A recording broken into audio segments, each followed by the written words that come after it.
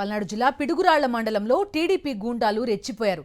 జూలకల్లు గ్రామంలో వైఎస్ఆర్సీపీ నేత పాశం చిన్న అంజిరెడ్డిపై కర్రలు, ఇనుప రాడ్లతో విచక్షణారహితంగా దాడి చేశారు పచ్చమూకలు.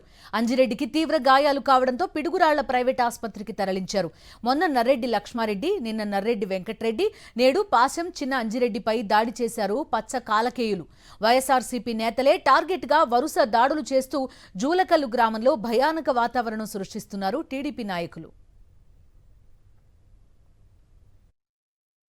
వైసీపీ ఫస్ట్ కాడించి నేను పుట్టిన కాడించి కాంగ్రెస్ వైసీపీ వాళ్ళు నన్ను ఒత్తిడి చేసిన ఊళ్ళో నుంచి పోమని.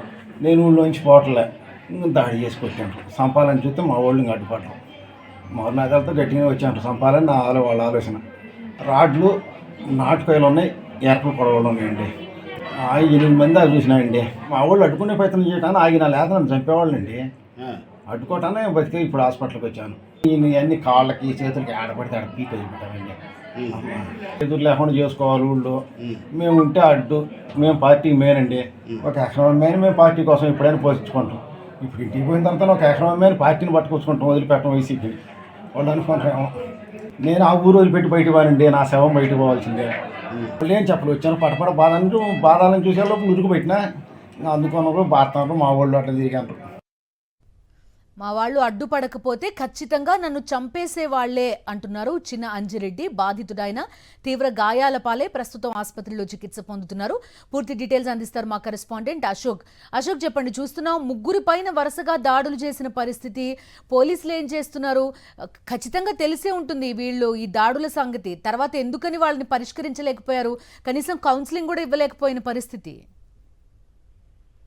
కురగాల నియోజకవర్గంలో ఎమ్మెల్యే ఎరపతినేని అందజేసుకుని తెలుగుదేశం నాయకులు రెచ్చిపోతూ ఉన్నారు. పిడుగురాళ్ల మండలం జోలకల్లలో అయితే గడిచిన 20 రోజుల నుంచి దాడులు చేస్తూ ఉన్నారు వైఎస్ఆర్ కాంగ్రెస్ పార్టీ నాయకుల్ని, కార్యకర్తల్ని. మీరు మా ప్రభుత్వం అధికారంలో ఉంది, మీరు ఈ గ్రామంలో ఉండడానికి వీల్లేదు, మళ్ళీ మీ ప్రభుత్వం అధికారంలోకి వచ్చిన తర్వాత మీరు గ్రామంలోకి రావాలి, అప్పటి వరకు మీరు అయితే ఉండడానికి వీల్లేదు, ఇదంతా మా ప్రభుత్వం, మేము ఈ గ్రామంలో ఇష్టం వచ్చినట్టు మేము చట్టం చెలాయిస్తామంటూ వరుసగా దాడులు చేస్తున్నారు.